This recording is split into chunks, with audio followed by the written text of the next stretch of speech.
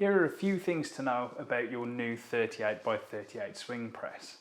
Now, you'll see the plate has some play and some tilt.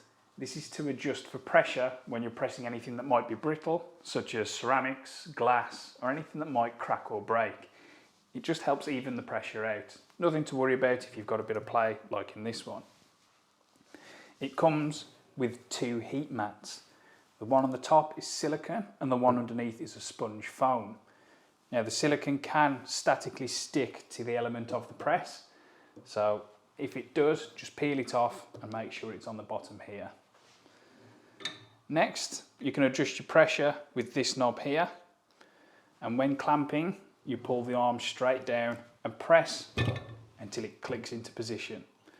Now the pressure doesn't need to be too tight, and you can tell by these bolt heads on the top of your press. You don't want them to be extruding more than 5mm from this base pin plate.